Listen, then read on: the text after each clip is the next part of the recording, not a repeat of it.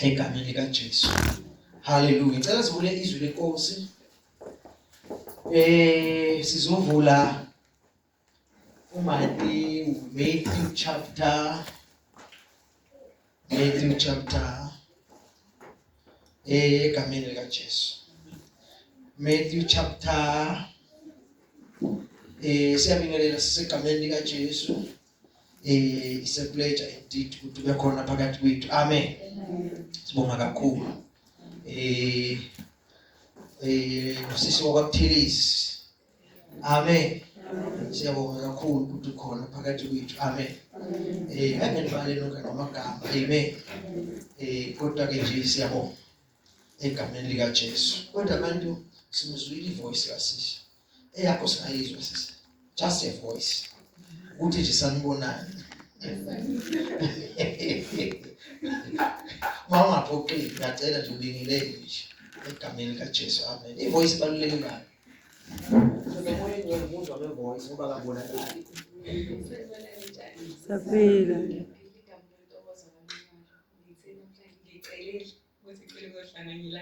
Amen. Amen. Siyabonga. Egameni likaJesu. Ngiyasifunde incwadi kaMatthew chapter 6 verse 33. Verse 33. Verse 33. Iverse nje elingajwayelekile bazalwane. Ngiyathanda ukuthi nijwayelekile into ezingankulunkulu. Alijwayelekile. Amen. Hallelujah. Siyalithola ngithi. Amen. Ngiyacela sifunde. Kube kuyenzeka ngiyacela sifunde. Matthew chapter 6 verse 33. Instead, be concerned above everything else with the kingdom of God and with what He requires of you.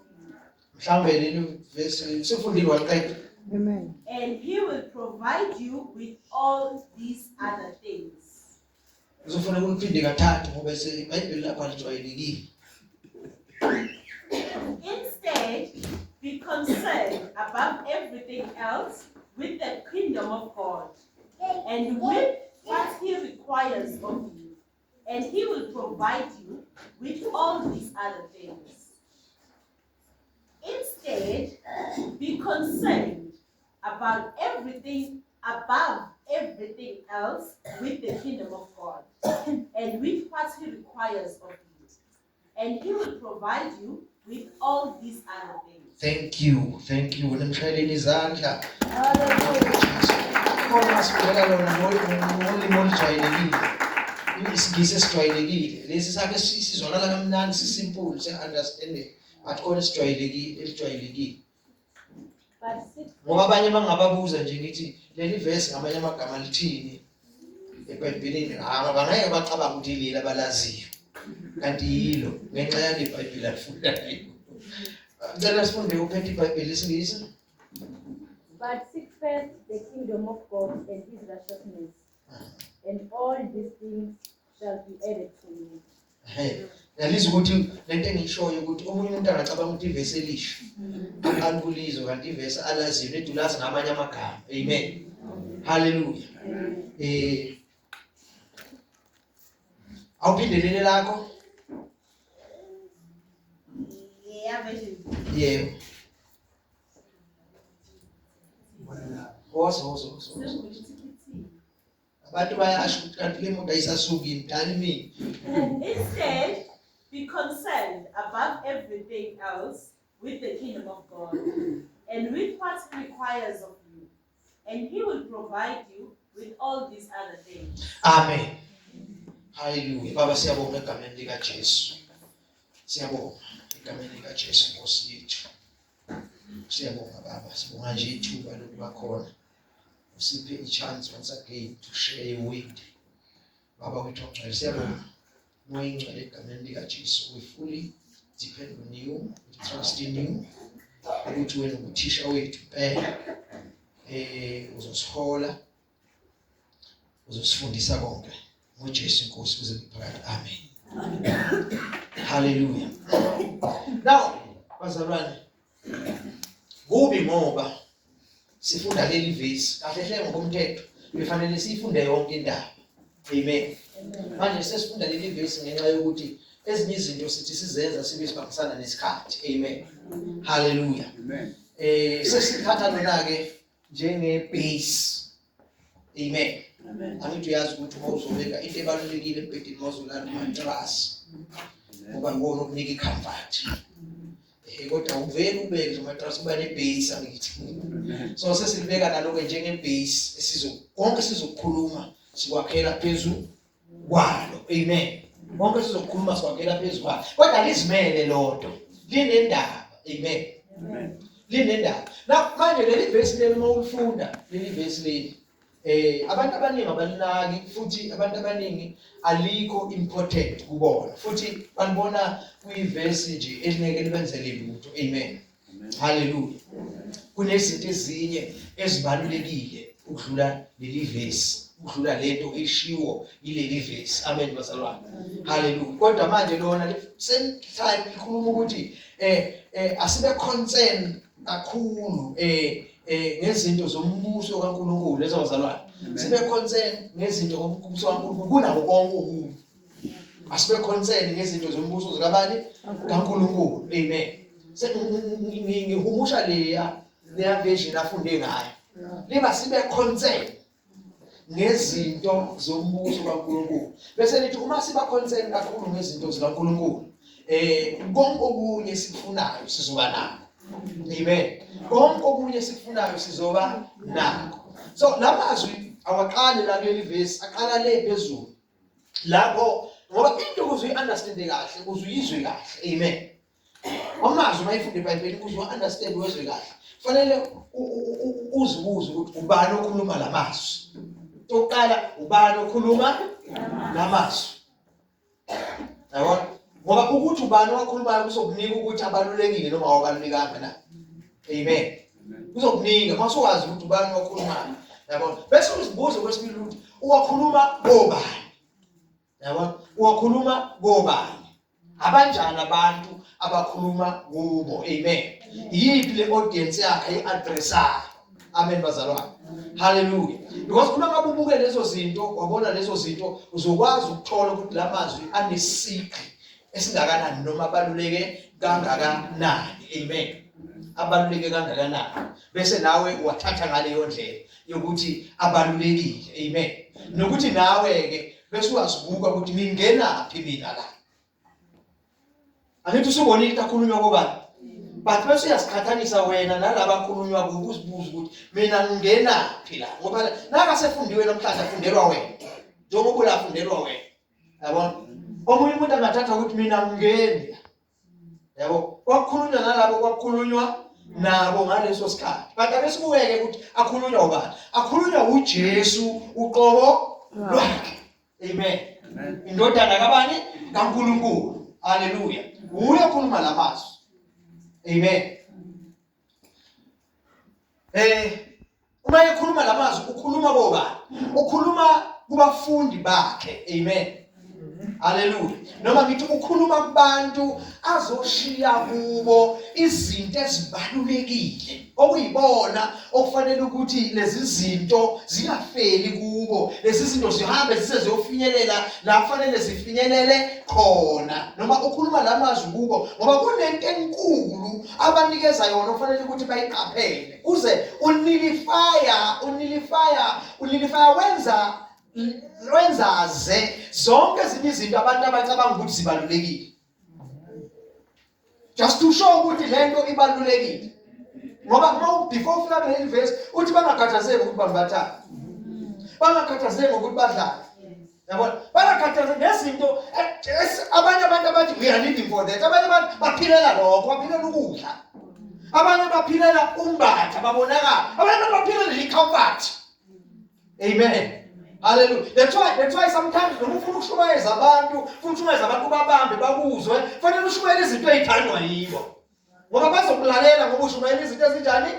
Ezithandwa yibo. Amen. Noma angisho ukuthi ezithandwa yibo, eziyisidingo kubo. Ngokubuka kwabo.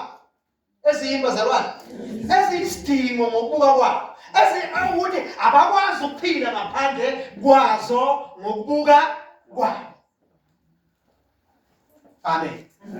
Hallelujah. Ela singabuyela emuva kancane sibuke ukuthi uthini, asiwafundile ngoba nokujaha kuyahlupha isikhathi. Ake siwafunde siqale la sithi khona ungabi khuluma ngomamona, kanti khona ngikhuluma khona ngomamona khona. Uqale lapho ke ngoba ngeke siqale eqaleni ngeke siqede. Masingayiqali eqaleni.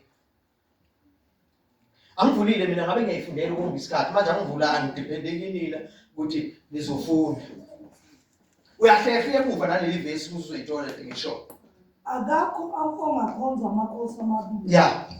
Ngokuba uyakuzonda enye athande enye. Yeah. Noma abambelele kwenye adelele enye. Yeah.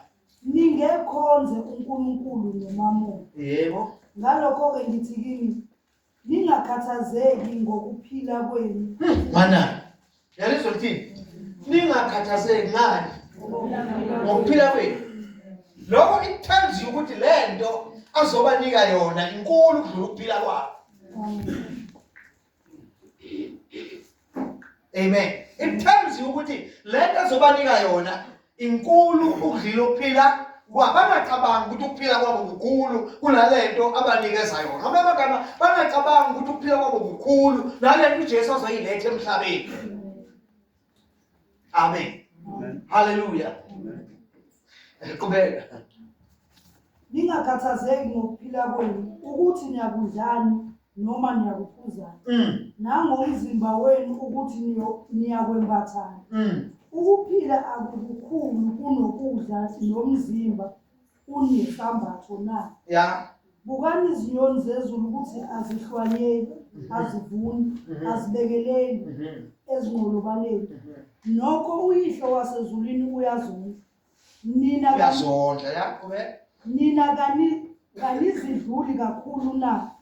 Ngumuphi yini ongelekela ebudeni bakhe ingalo ibenye ngokukhathazeka na.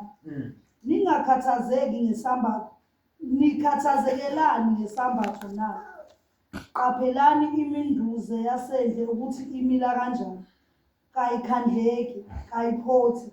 Kepha ngithi kini noSolomon ebukhazikazini bakhe bonke wayengembathisile okomunye wayo. Uma uNkulunkulu embathisa kanjalo utshani basendle obukhona namuhla. Asiyekeleke benifuna nje ukudlula ukuthi nibone ukuthi asiye kuverse 33 beliqhumye kuverse 33. Kodwa funani kuqala umbuso kaNkulunkulu nokulunga kwakhe. Khona konke lokhu kuyakwenezelwa kini. Yeah. Uthi kodwa funani umbuso kaNkulunkulu. Nani? Nokulunga kwakhe. Khona konke lokho enilibe nibhizi ngako nina nithi niyafuna. Izinto nje lezo eNkulunkulu azaziyo ukuthi niyafuna, but those things shall be added unto you. Amen. Hallelujah. Hallelujah. Kusho ngamanye amagama empilweni there are things which are the first things first. Kunezinto zokuqala ufanele uqale ngazo. Amen. Ufanele uqale ngazo empilweni. Bafuna ukuphumelela. First thing first. Amen. Qala ngokufanele uqalwe na. Ngamanye amagama yenza uNkulunkulu awokuqala empilweni yakho. Make God to be the first one in your life.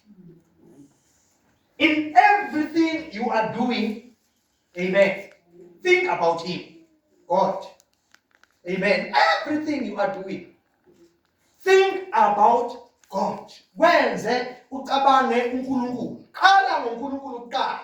Cabange yena kuqala. Amen. Put God first. Amen. In everything. Hallelujah. So into engishoyo kwenithi bazalwane. Labantu ukhulunywa nabo la. Ukhulunywa kuthiwa bangayinaki ezinye izinto. Mabaqaphele ukuthi babheke bafuna umbuso kaNkulunkulu nokulunga kwakhe. Oqala kufanele baqale ngakho. Umbuso kaNkulunkulu nani? Nokulunga kwakhe. Bese lithi iBhayibheli konke konke lokhu okunye kuzonezezelwa kini. Kanti la sigeja khona empilweni. Amen. Sigeja ngoba sifuna ukwenza izinto ngendlela yethu. Amen. Sifuna ukwenza izinto ngendlela esiyethu esicabanga ngayo. Amen. Sifuna ukwenza izinto ngokuqonda kwethu. Amen. Kanti izwi kaNkulunkulu lithi unganciki kokwakho ukuqonda. Amen. Bese lithi mazise yena kuzo zonke izindlela zakho. Amen. Mazise yena kuzo zonke izindlela zakho, unganciki kokwakho ini ukuqonda. Amen. Hallelujah. Bible lithi kukhona indlela emehlweni omuntu ebukeka ilungile kanti isiphetho sayo ukufa. Amen. iBhayibheli lithi izindlela zikaJehova zemicabango yakhe iphakeme kunezindlela zethu. Amen. Imicabango yakhe nezindlela zakhe kuphakeme kunemicabango. Lithi njengaloko amazulu ehlukene nomhlaba, i-distance from la kuya le phezulu isibhakabhakeni, lithi indlela zakhe iphakeme kangaka. Amen. Ziphakeme kangako. Amen. That's why mayememezela ku-Isaya uthi kuyoba khona indlela nomendo ebizwa ngokuthi eyobungcwele ohamba ngayo noma eyisibula ngeke aduka. Why ngeke aduka? Because indlela zakhe ziphakeme. Indlela zakhe zinjani? Ziphakeme kunezindlela zethu. Ohamba ngazo anohamba ngayo ngeke aduke. Lithi kule ndlela akongisho isilwane esihahayo. It's a safe way. Indlela ephephile. Hallelujah. Ukuhamba ngendlela kaNkulunkulu kuphephile abembazalwane. Ungabukeka emehlweni abantu uyisibula, buye emehlweni abantu njengoba abazalwane bebukeka. Babukeka bathi emqondweni yabo asithi mzala kahle. Makhuluma nje ngomzalwane more special osindisiwe. Kuthiwa labantu abasontayo, namhlanje langathi abantu abasontayo ayi ingqondo zabo ayithathi kahle. Bese befuna ukubabeka indlela yokuphila kodwa thina ngoba siyazi ukuthi sihamba ngendlela ephakeme, uhamba ngo-highway abembazalwane asinendaba noma abantu sebethini futhi sesiyihambile le ndlela sahamba ngayo saprove ukuphakama kwaso indlela kaNkulunkulu. Hallelujah. Sisebenzisile izwi likaNkulunkulu eliyimicabango yakhe lasithatha lasisusa from nowhere lasibeka somewhere salibona ukuthi impela liphakeme izwi lakhe. Amen. Hallelujah. Now, labantu okukhulunywa nabo la babalulekile kakhulu. uJesu ukhuluma uzwe abakhethe yabaselekta uzokhumbula ukuthi ugcine be-12. Amen. Wahlala nabo phansi wabafundisa wathi lento ngifuna ukuyishiya kumadoda athembekile ngoba yinto yomhlaba le, yinto yomhlaba, yinto yokuphila kwabantu, yinto yenhlala kahle yabantu le engiyinikezela kubo. Amen. Hallelujah. Ivangeli. Bazalwane. Ivangeli indaba ezinhle. Amen.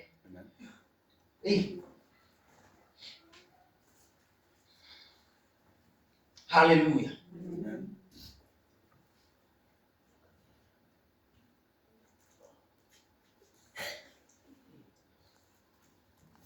Amen.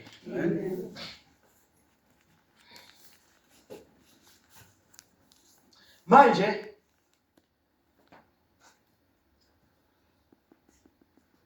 ake sifunde nawo amazwi. Encwadini yeziKronike zokuqala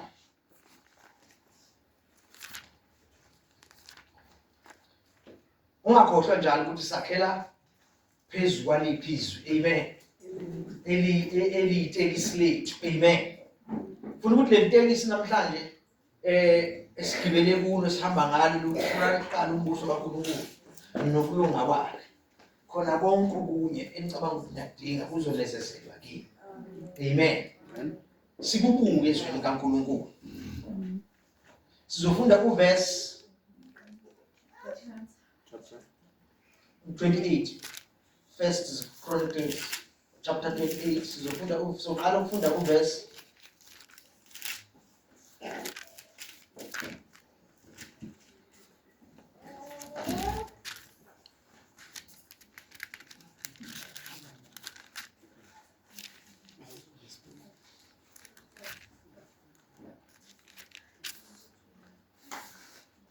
Amen. Ngamabomu siqale verse 9. First Chronicles chapter 28 verse 9 of the arrangement. And to Solomon he said, my son, I charge you to acknowledge your father's God and to serve him with an undivided heart and a willing mind. He knows all our thoughts and desires. If you go to him, he will accept you. But if you turn away from him, he will abandon you forever. 10. You must realize that the Lord has chosen you to build his holy temple. Now do it, and do it with determination.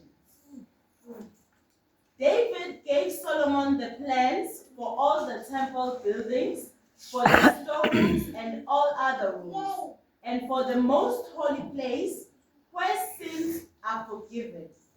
He also gave him the plans for all he had in mind for the courtyard and the rooms around them. Verse 1 lo. 12. Sumqedile. And I'm saying. Umqede. He also gave him the plans for all he had in mind for the courtyards and the rooms around them, and for the storerooms, for the temple equipment and the gifts dedicated to the Lord. Amen. Hallelujah. Amen. Malibonga igama lenkosi. Uthi ke wena Solomon ndodana yami, yazi uNkulunkulu kayihlo, umkhonze ngenhliziyo epheleleyo nangenhliziyo ethokozayo. Ngokuba uJehova uhlola izizinto zonke. Uqonda zonke izizindlo zemicabango. Uqonda zonke izizindlo zemicabango. Uma umfuna uyakufunyanwa nguye. Kepha uma umshiya uyakukulahla kuze kube phakade. Amen. Hallelujah. La ubani okhuluma lamazwi? uDavid, inkosi. Amen. uDavid inkosi ukhuluma nendodana yakhe uSolomon. Hallelujah. Ngizokhumbula ukuthi uDavid uNkulunkulu uthe ungowenhliziyo yakhe. Amen. Ungowenhliziyo yakhe. Washo uNkulunkulu wathi ngimtholile owenhliziyo yami. Esho kuDavid. Amen. Sekuzanywe bonke abantu ukuthi ubani ongagcotshwa abe inkosi. Ababebonakala befanelekile bekufanele umkhosi. Kodwa azange kutholakale bekufanele. Amen. Wayengafanelekile, wayengekho nokubabikho kwababiziwe. uDavid walandwa le kwaLuseni. Uma efika wathi uNkulunkulu ngimtholile owenhliziyo yami, bamgcoba bamenza inkosi yesizwe sakwaIsrayeli. Amen.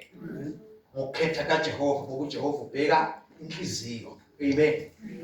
uNkulunkulu ubheka inhliziyo ngoba inhliziyo uNkulunkulu asebenza ngayo. Kodwa isikhathi uNkulunkulu uyafika, afika inhliziyo yakho igcwele ukubona, igcwele ukonakala. Amen. Hallelujah. Kodwa uma ebuka kube khona akutholayo ukuthi lokhu I can use this. Lokhu ngakusebenzisa lokhu. Akuyeke konke okunye okukhona akubonayo, kodwa bona lenhliziyo ingalunga. Lenhliziyo ingaba capable ukwenza lo msebenzi engifuna ukuthi uwenzeke. Amen. Wathi lo unenhliziyo yami ke lo. Lo unenhliziyo yami ke lo. Amen. Into eningi ehlupha abantu nehlulekisa abantu ukuthi abantu they don't have the heart of God. Amen. Ngikhuluma ngabantu abakholwayo. Khuluma kaJehova, ngikhuluma ngabantu abanjani? Abakholwayo. Ngoba lento yethu thina esikholwayo ukuthi siqonde ukuthi endlini kaNkulunkulu, uNkulunkulu ufunani kithi, sithembe kangakanani. uNkulunkulu siligugu kangakanani kuye. Ubheka izinto ezinkulu kangakanani kithi. Amen. Hallelujah. Hallelujah. So uNkulunkulu ufuna abantu benhliziyo yakhe. Amen. Ezinye zezinto ezisibonisa ukuthi impela uDavid ubewenhliziyo kaNkulunkulu. Amen. uDavid uhambe noIsrayeli behlangana noNkulunkulu ethendeni. Behlangana noNkulunkulu ethendeni. Noma befuna nje ukuhlangana, bahlangane noNkulunkulu ethendeni. Nalelo thende lelo kwakusekuyithende alizenzela lona uDavide. Likhona elinye likaMoses. Amen. Ayisemabili amathende. Amen. Ayisemabili amathende. Kodwa kuleli kaMoses ukhumbula ukuthi umphongolo wesivumelwano wawuthathiwe. Amen. Washo ipresence kaNkulunkulu wawuthathiwe. Kodwa laliqhubeka lifanishina, liqhubeka lisebenza. Amen. Kushisa umhlatshelo. Kuhlatshwa, kwenziwa khanyiswa ibani, kwenziwa yonke into. Amen. Kodwa umphongolo wesivumelwano ungasekho kulo. Ingakho uDavide waze wabona wahamba ulanda umphongolo wesivumelwano. Maye ulanda umphongolo wesivumelwano uDavide akangabe sawusa la kufanele usiwe khona. Wayeseyikhandela yakhe ithende la uzohlala khona. Amen. Indlela bebekhonza ngayo la ethendeni kaDavide beyihlukile lendlela bebekhonza ngayo ethendeni kaMoses, tabernacle of Moses and the tabernacle of David. Amen. Amen. Hallelujah. Amen. Hallelujah. Beyihlukile. Amen. Kodwa kasikho la. Sizobuya kuyo ngelinye ilanga. But ebengikusho nje ukuthi bekutshengisa lokuthiwa inenhliziyo kabani kaNkulunkulu. Amen. Ngoba sewulahlekile umphongolo. Wafuna ukuthi asikwazi ukuyeka umphongolo oshobukhona kaNkulunkulu uthathwa abezizwe. Amen. Waphinda futhi enhlizweni yakhe wanesifiso sokuthi uNkulunkulu ngeke libehlala emathendeni. Amen. Wafisa ukwakhela uNkulunkulu indlu. Wafisa ukwenza njani? Wafisa ukwakhela uNkulunkulu indlu. uNkulunkulu mayekhuluma nomprofeti wayekhona ngaleso sikhathi wathi konke ofisa ukwenzela uNkulunkulu kwenze. uNkulunkulu wayesethi mina nguNkulunkulu angihlali endlini eyakhiwe ngezandla. Amen. Wasethi kodwa futhi indlu ofuna ukungakhela yona ngeke uyakhe wena ngoba izandla zakho zigcwele igazi. Amen. Indodana yakho yizongakhela indlu. Amen.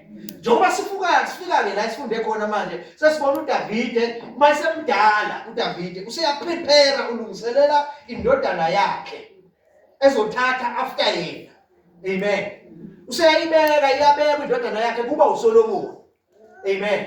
Hallelujah. Ngoba uzwe lamazwi ukuthi indodana yakho wena ngeke ungakhela, indodana yakhe yezongakhela indlu. Yabona?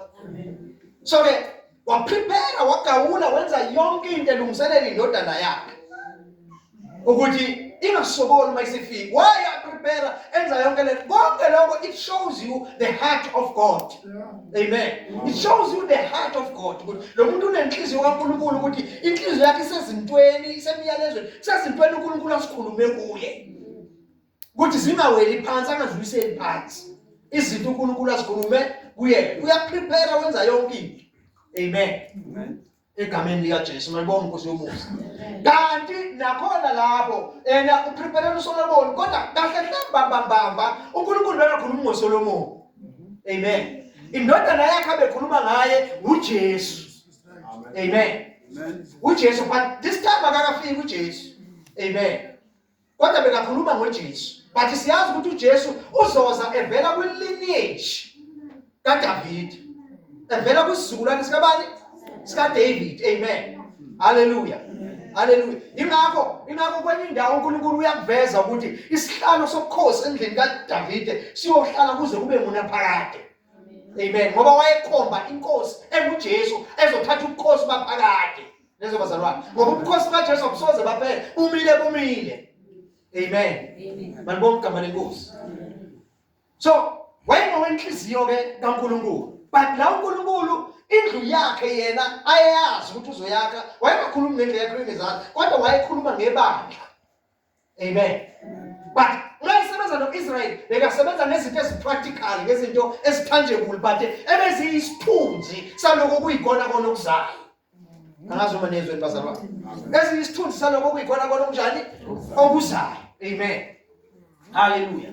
Hallelujah. So, ngamanye amagama ke bekhulunywa la ngebandla. Amen. Bekhulunywa ngebandla. uNkulunkulu wayekhuluma, bakhulunywa ngendlu kaNkulunkulu kaJehova. Khulunywa ngani? Ngendlu kaNkulunkulu khulunywa ngani? Ngebandla. Amen. Hallelujah. yonke into eku-New Testament ayiqali kwi-New Testament, iqala kwi-Old iyopheleliswa ku-New. Amen. Hallelujah. Hallelujah. But uma ngabe uzoyigeja kwi-Old ngeke uyi-understand kwi-New Testament. Ingakho uJesu ma esebabuza ngilandeni ngitshela abantu bathi ngawubani, bayasho baphendula ngendlela baphendula ngayo. Kodwa umuntu oqala uma esethi nina-ke nithi ngubani, uphendula uPetru uthi wena unguKristu, indodana kaNkulunkulu ophilayo. Uthi uJesu inyama negazi akukwambulelanga lokhu. Le mpendulo onginikeza yona, this is a revelation. Asikukuhlakanipha kwengqondo yomuntu lokhu. I-revelation le. Uthi lalela, upon that revelation of knowing who am I. Amen. Upon that revelation, I will build my church. Amen. I will build my church. Abasathi, le bandla engizolaka, the gates of hell shall not prevail against it. Amen. Le bandla engizolaka amasango eHades angeke alahlule. Le bandla engizolaka umbuso wobumnyama angeke ukwazi ukumelana nalo. Amen. Hallelujah. Phela kukhumbula ukuthi leli bandla esikhuluma ngalo, sikhuluma ngebandla uNkulunkulu alithembile ukuthi ngalo uzo-establisha his kingdom here on earth. Amen. Hallelujah. Hallelujah. Hallelujah. Uzoqala ngalo ini? Umbuso wakhe la emhlabeni. Umbuso kaNkulunkulu umiswe ibandla la emhlabeni. Angazi uma ngizwe bazalwane. Umbuso kaNkulunkulu umiswa yini? Inkosi yakhona ubani? uJesu. Amen. Hallelujah. So, la bekhulunywa ngani? Ngebandla. But now ngoba sikuyele emuva kancane ke siyithathe la. La sibona uDavid ukhuluma noSolomon. Yabona umuntu mase ekhuluma ukuthi lento ngiyiphethe. Lento ngiyiphethe. Fanele ngishiye umuntu engimyale kahle ngayo. Uyiprepare leqala, wayishiya umuntu wahlala naye phansi, wamyala. Amen. Okokuqala bayemyala uthi verse 9. Wena Solomon ndodana yami, yazi uNkulunkulu kayihlo umkhonze ngenhliziyo epheleleyo. Ufuna ufunde lapho ngesingisi masinyana? Verse 9. And to Solomon he said, my son, I charge you to acknowledge your father's God and serve him with an undivided heart and a willing mind. And serve him with an undivided heart. Amen. Enjani inhliziyo kaNkulunkulu la is an undivided heart. Engathi le inhliziyo uDavid uyayisusa kuyidlulisela kuSolomon. Amen. Kuthi inhliziyo ongakhonza ngayo uNkulunkulu inhliziyo undivided. Amen. Angekwazi ukukhonza uNkulunkulu inhliziyo yakho divided.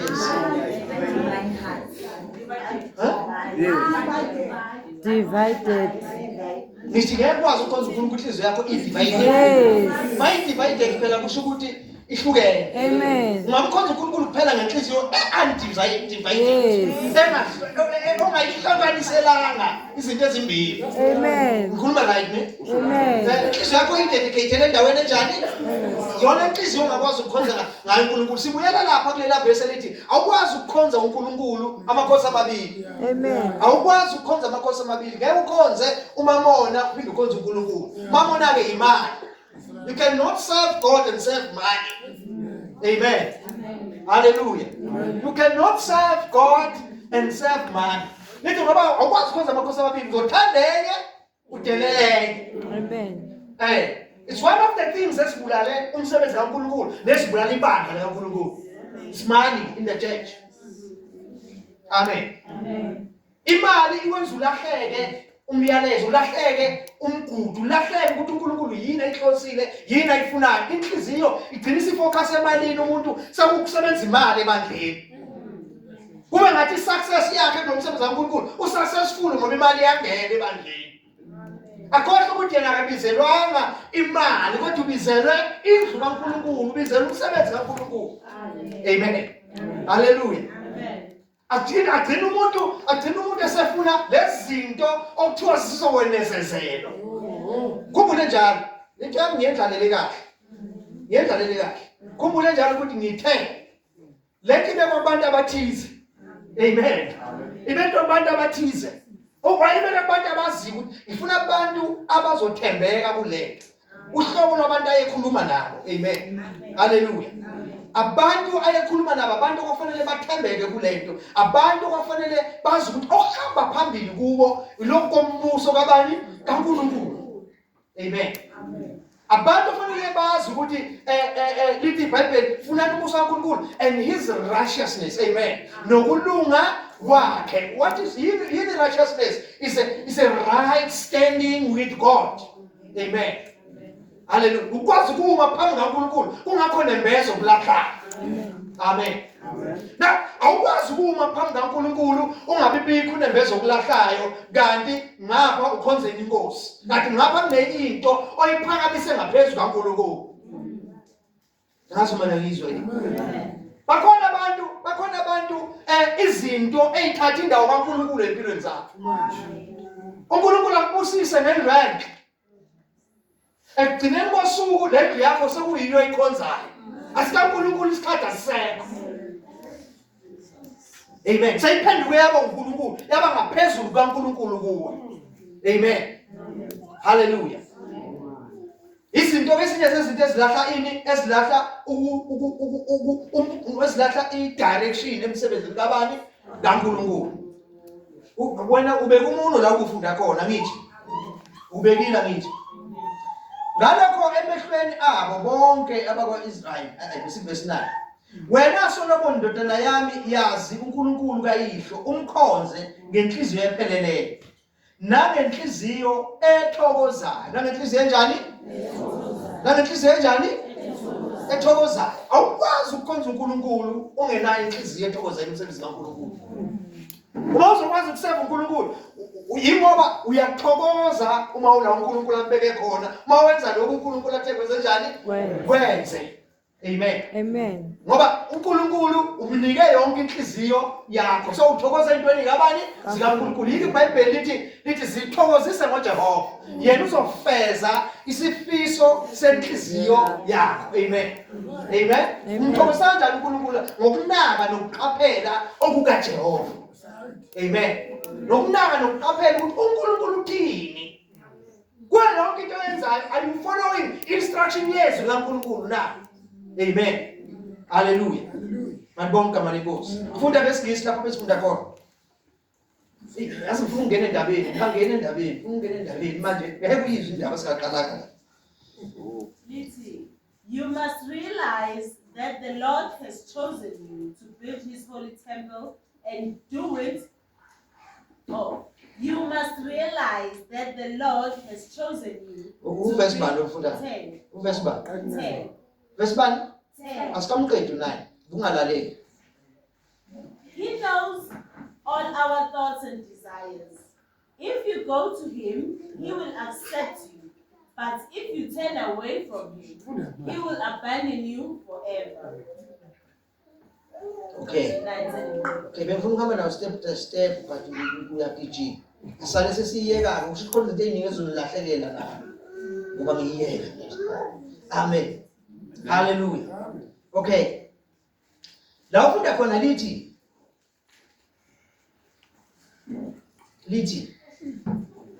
and you Solomon my son know the God of your father and serve him with your whole heart.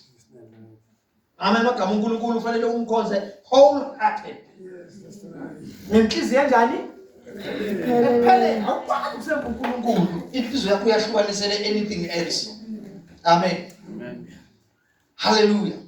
Yini kwazi ukhu njengoba ukuthi nje sila manje siyakhonza la manje. But njengoba sikhonza le manje isikhathi siyakushaya. Isikhathi sinjani? Siyakushaya isikhathi because somewhere else ula ujahe khona. You are not wholehearted la njengoba sila manje in the presence of the Lord. Uyahlukanisela anything esikhathi sakho isikhathi onaso sikaNkulunkulu nosinika uNkulunkulu usibanga nezinye izinto. Amen. Kuyalahleka-ke ayaphela izinto ezakha inhliziyo kaNkulunkulu. Ziyalahleka ezinye zezinto ezakha ukuthi umuntu unenhliziyo kabani kaNkulunkulu. Uma unenhliziyo kaNkulunkulu, uma ufike ezintweni kaNkulunkulu, usikhathi sakho sonke usinikele ezintweni zikabani zikaNkulunkulu. Awusibangi nezinye izinto. Asigeja lapho kaningi silimala lapho ukuthi senze izinto zikaNkulunkulu sijahile somewhere else. That's why noma siphuma nokukhulunyiwe nokushiwo asikubambanga njengoba kufanele ngoba vele ingqondo beseyiyaluza ijahe somewhere. Amen. Siqhubeke. Angikwazi ukudlula kalula la. Amen. Ngoba indaba ebalulekile. Okay. Angazi ukuthi khona yini engikhuluma kuye la. Amen. Amen. Angazi ukuthi khona yini engikhuluma kuye la. Ngoba izwi malikhulunywa uyalizwa ukuthi yazi leli likhuluma nawe. Amen. Leli likhuluma Nami. Lethi iqondene nami vele ngifuna ukuhamba manje. Vele ngikhona la kuna somewhere else la ngijahe khona. Amen. But uNkulunkulu uzokufundisa ukuthi ezinye izinto uzigeja kanjani. Amen. Uzigeja kanjani. Hallelujah. All right, asiqhubeke.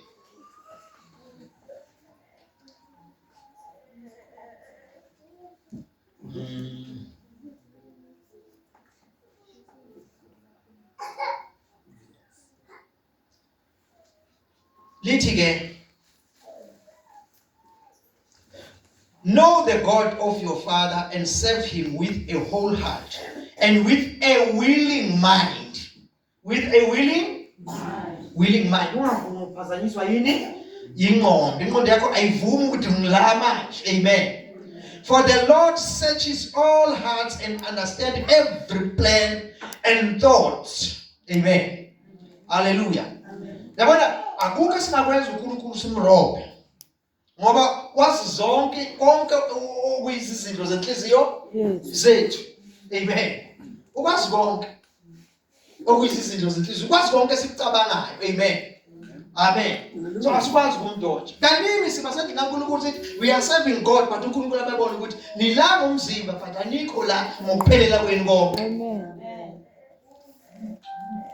Amen. Izinto ezisilimazayo lezi yiko ngafuna ukudlula kuzo kalula. Malibonga igama lenkosi. Sengiyadlula kodwa sengiyaqeda. Bese lithi if you seek him he will be found by you, but if you forsake him he will cast you off forever. Be careful now, for the Lord has chosen you to build a house of the sanctuary. Be strong and do it. uDavid lo uyandodana yakhe ezothatha ubukhosi. Ezothatha emva kwakhe. uDavid uphethe the whole plan of God. But ufuna ukuyithatha manje le plan kaNkulunkulu uyidlulise. Uyazi ukuthi samsikhathi siphelile, fanele ngiyidlulisele kahle. Ngiyidlulisele kumuntu olulekwe kahle. Amen. Ngiyidlulisele kumuntu ozoba nefocus kulento engidlulisela uyameluleka. Amen. Hallelujah. Ngoba icala lento azoyiphatha uzophatha into yomhlaba wonke. Uzophatha into yombuso kaNkulunkulu. Amen. Hallelujah. Uthi uNkulunkulu ukhethile. uNkulunkulu wenza njani? Ukhethile. Ukuthi uzokwakha indlu yakhe. Amen. Ukhethile ukuthi uzokwakha indlu yakhe. Kubuhlungu kuba semsebenzini ube busy but ungazi ukuthi ukhethiwe. Ukuthi yiba nomsebenzi ungazi ukuthi uyini umsebenzi wakho okhethelwe wona. That's why awuzinzi. Utholakala anywhere anytime. But mawazi ukuthi ngikhethelwe nomsebenzi ngizona nomsebenzi. Uyazi ukuthi ngila ukwenza nomsebenzi okwakho ukwenza sure ukuthi ngiyawubona uqhubeka kuya phambili. Amen. Hallelujah.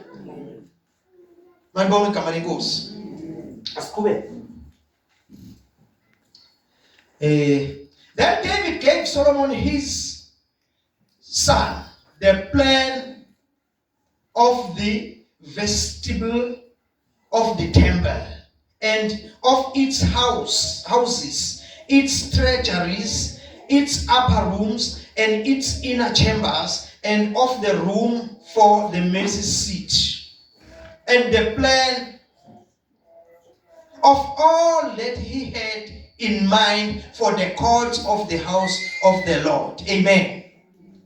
So uDavid la uphethe plan uyakudlulisela ke plan manje. udlulisela kubani but ufuna ukudlulisela kahle akuveze ukuthi kuyinto ebaluleke kangakanani le okufanele ukuthi ayiqaphele bani uSolomon Nkosi yombuso mayibusisi hallelujah okufanele ayiqaphele uSolomon because God has a plan uNkulunkulu unembazabani uneplan njengoba uyathatha iplan yendlu kaNkulunkulu ayidlulisela kuSolomon isitele masikhuluma sathi indlu kaNkulunkulu uNkulunkulu ayekhuluma ngayo wayekhuluma ngebandla yezwa bazalwane sathi salisho lapho uJesu seliqalisa ibandla maye uJesu efa ibandla laqala evuke ethuneni waqala ibandla ngithi bazalwane waqala ibandla sekhona umoya engcwele waqala ini ibandla amen leli bandla uma liqala yilendlu uNkulunkulu ayekhulume ngayo amen so sithi yini ibandla na ibandla is the leader of the society amen ibandla is the leader of the society ibandla leader ilona elikhomba indlela ilona set ama standards of living Lezwa bazalwane ibandla ilona kufanele lisethe even ama standards of living but ngoba asikwazi lokho ukuthi as a church we are the leader of the society we have lowered our standard of living even if sesebandleni kanti kufanele masifike ebandleni sisi-understand ukuthi thina sikwazi ukuphila njengezwe but abantu ama-standard banala bephezulu kunawezwe ngoba we are the leader of the society as a church sikuthathaphi lokho na uthi umpostoli Paul mayibhala eTimotheo uthi lokhu ngikilobela bona Timotheo ngiyathemba ukuthi ngizoza kuwe masinyane kodwa ngithi ngilobele kuze mangilibala wazi ukuthi kuhanjwa kanjani endlini kaNkulunkulu abesedlani kaNkulunkulu yinsika nesisekelo seqiniso endlu kaNkulunkulu yinsika nesisekelo sani seqiniso iqiniso kufanele litholakale ebandleni iqiniso ngayo yonke iqiniso about God iqiniso about you iqiniso about everything litholakale ebandleni amen bazalwane ngoba izindlela zikaNkulunkulu yizo eziphakeme uNkulunkulu afuna ukuthi sihambe ngazo amen hallelujah malibonga igama lenkosi the church is the leader of zingabo bafuna incwadi yabaseRoma lithi ningalingisi leli lizwe ngiyanqanga ngobele baNkulunkulu ukuthi nikela umzimba yenu ngokuhlatshelwa njani ophilileyo ongcwele othandeka kuNkulunkulu ningalingisi lelizwe but sometimes you find izinto vice versa abantu abakholwayo they want to copy from abantu abangakholwa abangazani neqiniso eliyizwi laNkulunkulu amen sikhona izinto la emhlabeni ezibukeka ziyiqiniso ezingama facts but there is a difference between ama facts neqiniso eliyizwi laNkulunkulu amen hallelujah malibonga igama lenkosi now ayithi siyafunda la siyafundisa la amen siyafundisa la so uNkulunkulu uneplan ngebandla so ufuna ibandla elizi-understandayo ibandla eli-understandayo ngalo amen bazalwane ibandla eli-understandayo ukuthi kune-calling kulo there is a calling kaJesu amen kune-calling kaJesu ebekwe kithi the calling leyo Jesu abizwa ngayo that calling ibekwe kithi sifundile leli verse last week amen leyo calling unethemba nge-calling yakho uJesu unethemba ukuthi yithi esizoyiphumelelisa amen hallelujah asifunde once again ayinakhumbula angizukulisho namhlanje ufuna ukuthi abafundi bayafunda ngempela ngoba sikhumbile last week ngakhumbula yini ngaphambi ngakhumbula lefundo sasakhumbula Abasefeso. Abasefeso ayiyazi imfundo ngempela Abasefeso chapter 1 verse yeah ngifuna sifunde njengoba kufika ekhaya ngahlala phansi verse ngifuna understand kahle ukuthi ajesa ngeke ukuthi ngilichazile kodwa ngathi ngilichaze ngathi ukugeja kancane funda masinyane Beku verse bani kodwa 17 17. years. Asifunde masamba siyadlula la. Ukuze uNkulunkulu wenkosi yethu Jesu Kristu La umpostoli Paul uyathandaza uthandazela ibandla. Uthandazela abantu abakholwayo. Amen. Azwile ngothando lababanalo kwabanye abakholwayo. Uthi angipheze ukunibeka emkhulekweni wakho.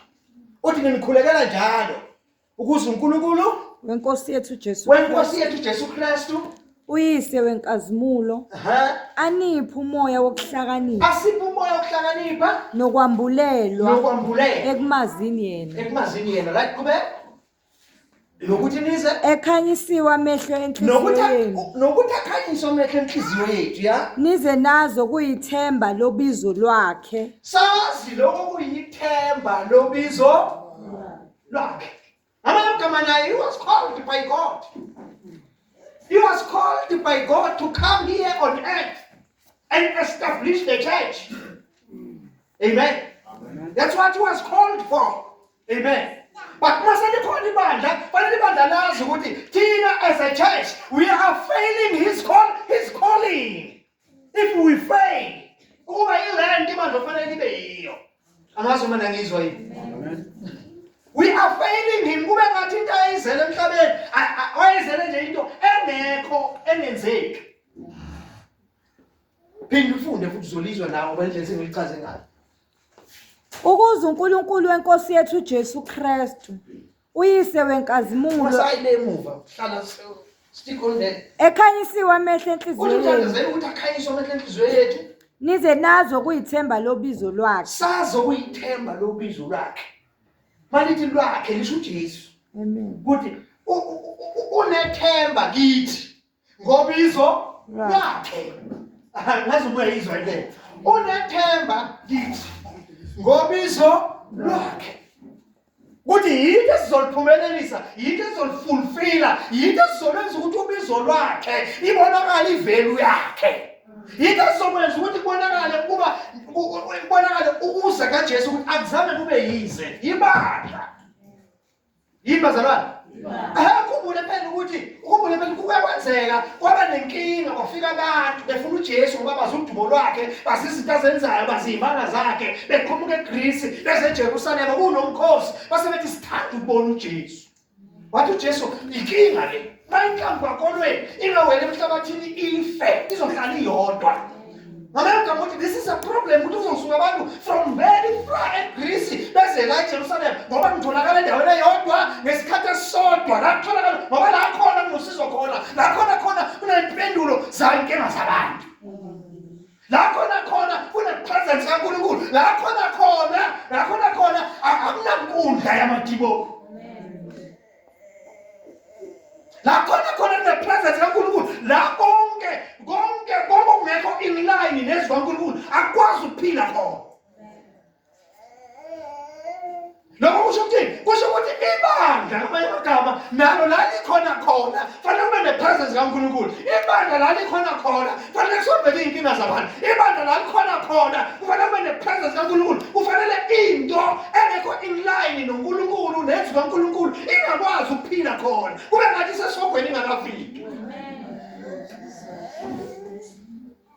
Uyakhumbula amadimoni ngelina amsuka uJesu angashongo lutho athi sina ndabani nawo wena ndoda kaNkulunkulu uzosihlupha isikhathi singakafiki because of his presence uzosihlupha isikhathi singakenjani thina njengoba sikhona la sipresent yena simele yena kufanele mawuhamba mawudlula noma udlula omunye umuntu nomunye umoya mawudlula nje uthi ukhaqawula umoya usuthi hey nomunye umlilo odlulela nomunye umlilo odlulela okudlula kwakho udlule nje kuneyinkinga ekhona ngokudlula kwakho ngoba kuswelekile ukuthi kudabule wena. Lithi iBhayibheli ngelinye ilanga kwakuswelekile ukuthi uJesu adabule eSamariya abendwazana ngoba kwakuswelekile nawe mawudlula khona bekuswelekile ukuthi udabule wena kulunga izinto. Angazi noma sizwane bazalwane. Amen. Hallelujah. Malibonge igama lenkosi. But lento lezi zibekwa kubantu akubekwa noma kubani. Izinto zabantu abazaziyo ukuthi thina we are separated for God, separated for his kingdom. We are separated for God. And awukwazi ukuhamba noNkulunkulu.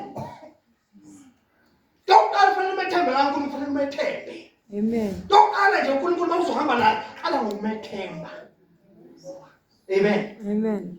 Iyenza ukuthi abantu kube nezinto abazethembayo, bayeke ukuzishiya, bangayi kuNkulunkulu abamthemba uNkulunkulu. Ukuthi uNkulunkulu uyakwazi ukubavikela, ukuthi uNkulunkulu uyakwazi ukubalwela, ukuthi uNkulunkulu uyakwazi ukubadlulisa eyintweni okuthiwa kudlula kuzo, ukuthi uNkulunkulu uyema uhamba naye, uyakwazi ukuthi uNkulunkulu akuprotect. Abantu abaningi abafuni ukulandela uNkulunkulu because bazi ukuthi lezi zinto abaphila ngazo nabazikhonzayo izona ezibangamele, izona ezibavulela inhlanhla, izona ezibenzelayo akukho ukuthemba uNkulunkulu ngokuphelele, but sithemba yena yedwa. uNkulunkulu manje uqala ngabonakala uqala uziveza njengomuntu ongenza konke, njengomnini mandla wonke, the almighty God. Amen bazalwane. Uziveza njengomnini mandla wonke ku-Abraham ukuthi akukho angakhona ukukwenza, ngoba angeke Abraham akwazi ukuhamba naye ngamathembe. Amen. Khona amathembe qala. Amen. Ngibonga igama lenkosi.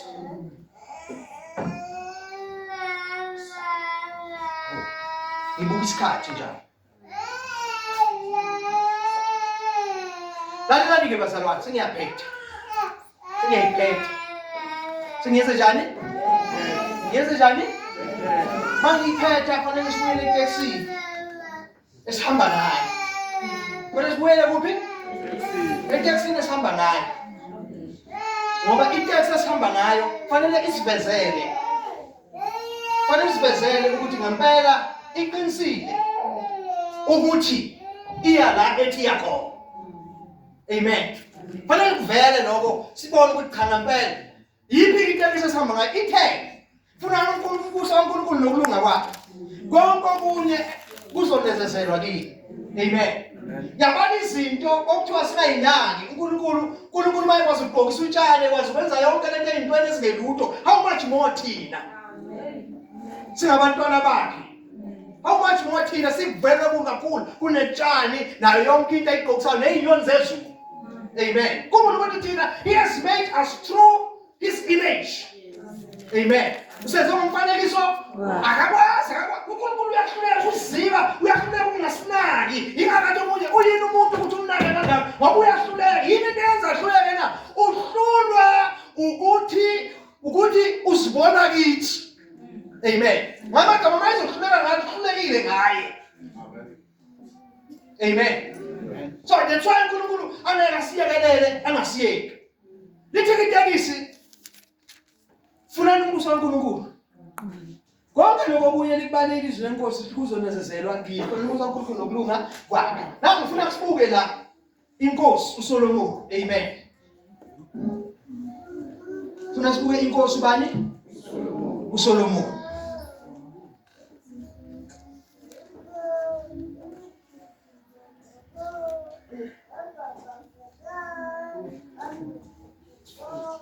Ake sifunde lesiqeshana bazalwane.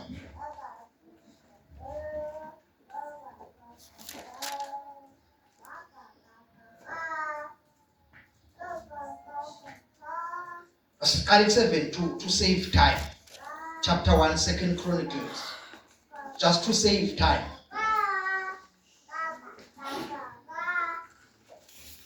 Mthe chapter 1 verse 7, 2 Chronicles.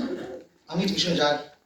Noma mthe chapter 7 kenzeka phela ulimi lisho lokho ongakuqondile. Amen. Lithi ke bonifunda Solomon prays for wisdom. Isihloko lesi. In that night God appeared to Solomon and said to him, "Ask what I shall give you." And Solomon said to God, "You have shown great and steadfast love to David my father, and have made me king in his place." Uthi Solomon ubonakalise uthando olumangalisayo kuba uDavid. Amen. Right.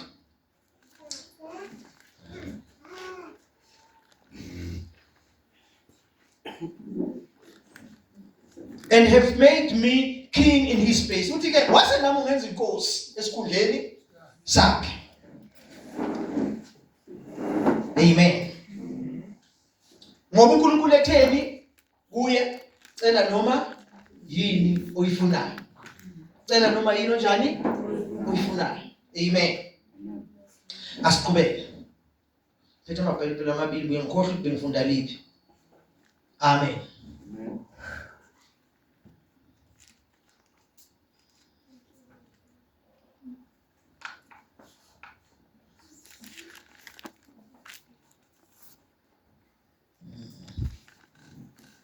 And Solomon and all assembly with him. Hayi man, sengishilo sengikwenye indawo. Okay. Yeah, ngikwenye indawo man. Ukhona ungafunda aqhubeke. And Solomon said to God, you have shown great and steadfast love to David my father and have made me king in his place. Number 9, I said, oh Lord God, let your word to David my father be now fulfilled. For you have made me king over a people as numerous as the dust of the earth. Give me now wisdom and knowledge to know, and knowledge to go out and come in before these people. Give me now wisdom and knowledge to go out and come in before these people. For who can govern these people of yours, which is so great? God answered Solomon, because this was in your heart, and you have not asked for possessions, wealth, honor, or the life of those who hate your man.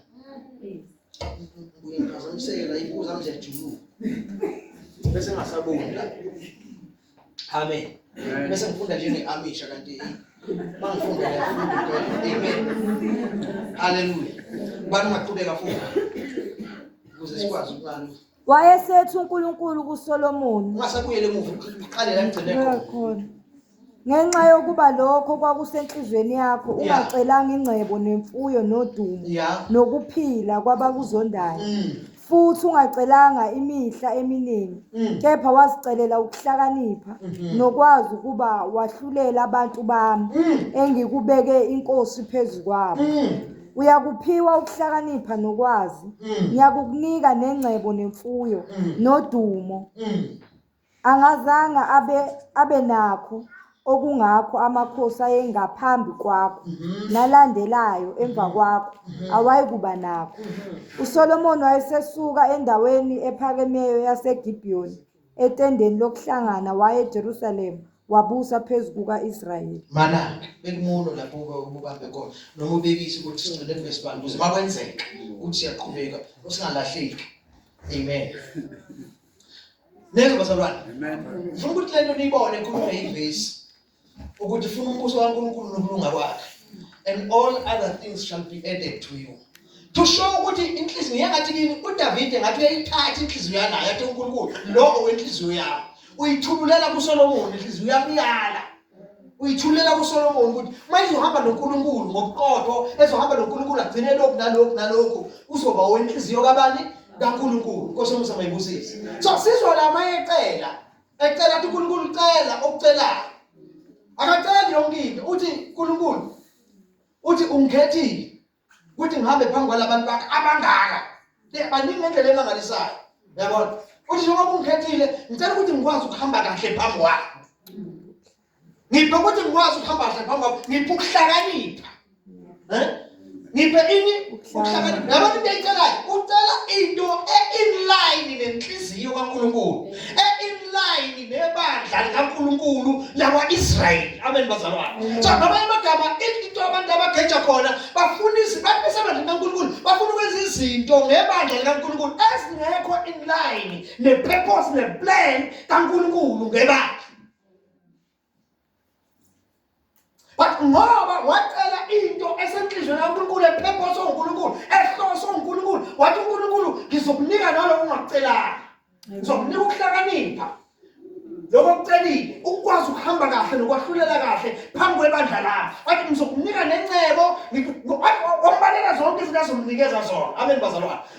Sizoprova la ukuthi uNkulunkulu uma uzothembeka kumyalezo awushiye kuwo, uzothembeka kwinto akunikeza yona, uNkulunkulu akahluleki ukuprovide.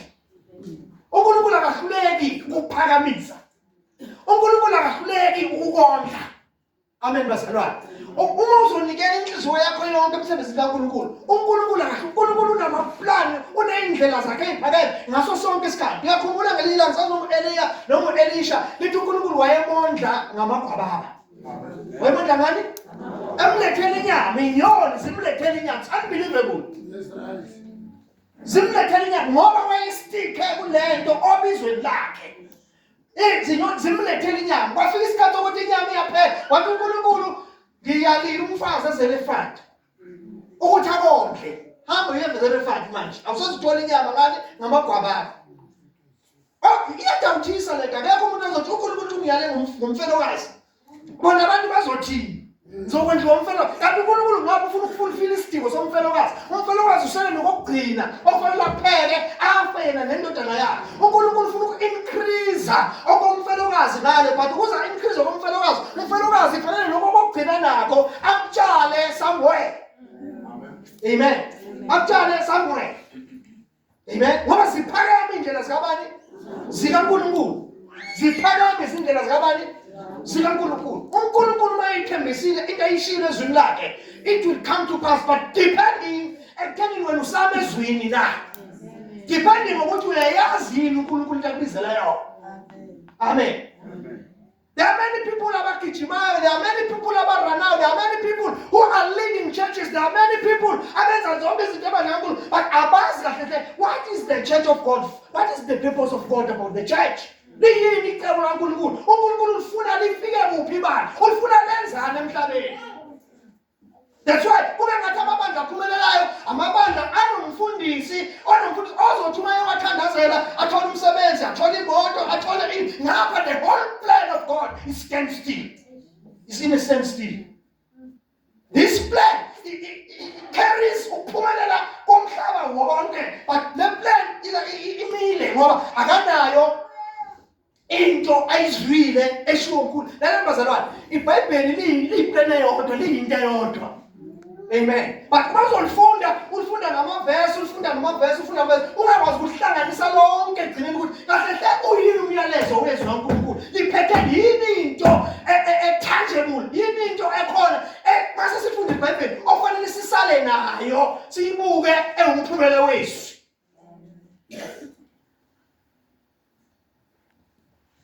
Angazi noma ngizwakala yini. Hallelujah. Angazi noma ngizwakala yini. Amen. Amen. Angifuni ukuthi mafika insuku zami zokuphela ngihambe emhlabeni, ngingazange ngimtshele ukuthi uNkulunkulu ufunani. Njengamanje isikhathi esinaso, isikhathi sokuthi asibuyisele ibandla endaweni uNkulunkulu alifuna kuyo. Uma ibandla selisendaweni uNkulunkulu alifuna kuyo, konke obebonakala kuyizinkinga, kuhlupha kunjani, sekunebandla elizokwazi ukukhandlisha. Amen. Sekunebandla elikwazi ukwenza njani? But since ibandla sisalifundisa ukufana nezwe, ukujaha izinto. Sisalifundisa ukujaha izinto engathi ukukholwa ukuthola izinto. Amen. uNkulunkulu akasinqabela, akafuni singabe nazo izinto, but ufuna sibe nazo ngokweplan yakhe. And uma sithola ngokweplan yakhe, kuza kamnandi futhi akwenezezele usize empilweni zethu. Amen. Ngoba isibusiso sakhe asenezezele usize. Kukhona abantu izinto abayigijimisayo and abayindawo kunalokho zishiya usize. Zishiya izinto ezingaphelele, zishiya izinto ezi-incomplete, zishiya izinto ezimshiya umuntu asale nenguquza angazi ukuthi uzodlula kanjani kuyo, because uthole ngey'ndlela zakhe. Angazi uma nangizwa yini. Hallelujah. Amen. Kwake kwaba khona indodana, kwakhona uyise.